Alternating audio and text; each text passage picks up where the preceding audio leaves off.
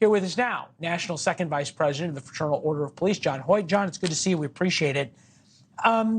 Haley Turner, one of our senior producers this morning, talked about this story as sort of a warning, right, for the scary future that's ahead, not just for Austin and big cities, but for a lot of cities across the country.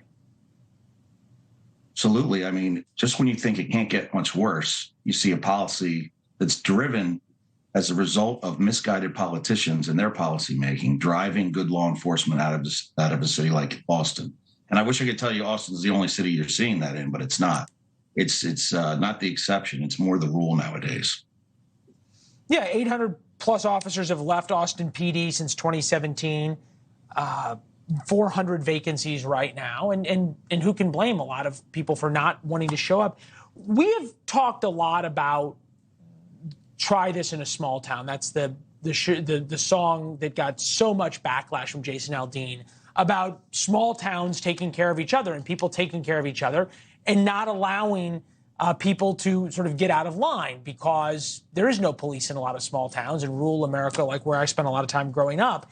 I'm wondering if now that same ethos is going to have to come to big cities because of, as you pointed out, big city departments are understaffed. Even in Washington, D.C., it can be 10 or 15 minutes for officers to arrive. Yeah, 100%. I mean, I've been a proud Philadelphia Police Department officer for 24 years, worked with some of the best men and women around. The problem is when they retire or they leave for an easier assignment, there's nobody that wants to replace them. And, you know, it's multiple reasons. It's what we talked about for years with embracing broken windows theory. What made the United States so safe for so many years be abandoned because of misguided politicians. And now to get somebody in their 20s to sign up for this in a city like Philadelphia with rogue district attorneys and policymakers, it's a hard ask. And it's not just Philadelphia, it's Boston. I'd ask it to you this way, I mean, because you've got on one side this flyer coming out, which is, hey, call 311, which basically tells robbers, hey, it's open season. People are being told not to call the police. But the flip side, from the police standpoint, I'd ask you, I mean, would you tell your son or daughter now to sign up to be a cop? Well, that's a great point. And that's one of the things we talk about at the FOP is we were always our best marketers. So it's generational. I'm first generation law enforcement, but that was always a huge thing, is that you would see generation after generation following their father or mother's footsteps. You're not seeing that anymore because of the realities of what some people have made this job.